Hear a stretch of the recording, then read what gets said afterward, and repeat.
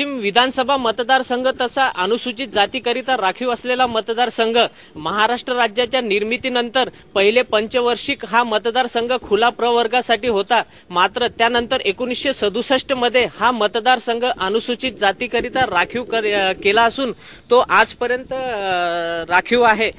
या मतदारसंघाचा इतिहास बघितला तर या मतदारसंघामध्ये 7 वेळा काँग्रेसने बाजी मारली होती तर 4 वेळा भाजपाने विजय मिळवला।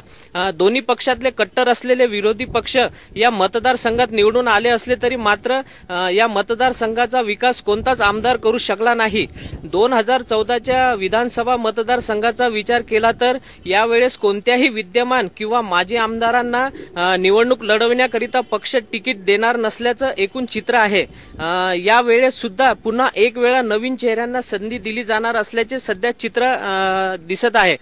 निवडणूक लढवण्याकरिता अनेक उमेदवार इच्छुक असले तरी मात्र गटबाजीमुळे पक्ष नवीन चेहऱ्यांना संधी देऊ शकते।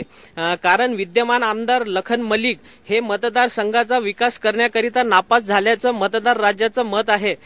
या मतदारसंघाचा विकास काम न झाल्याने नाराज मतदार राज्याचा आता सुशिक्षित आणि विकास घडविणारा उमेदवाराच्या शोधात आहे।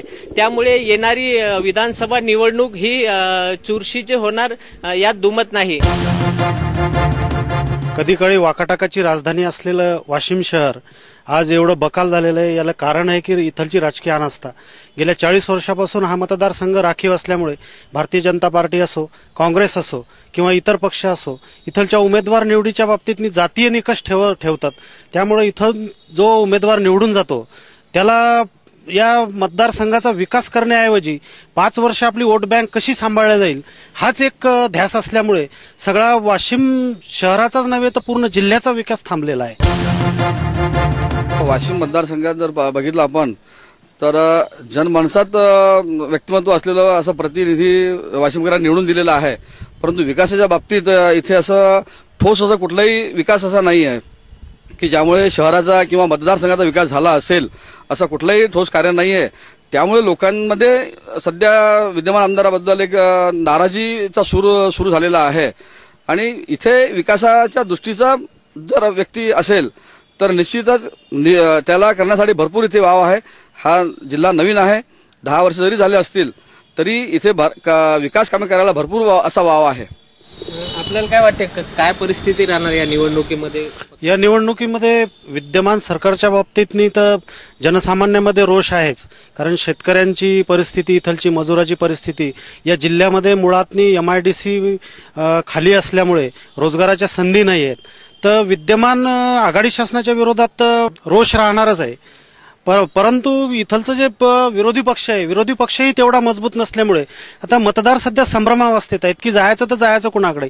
कारण इथं विरोधी पक्षाचा आमदार गेल्या 10 वर्षापासून इथं विरोधी पक्षाचा आमदार असूनही कोणतंही विकास काम झालेलं नाही।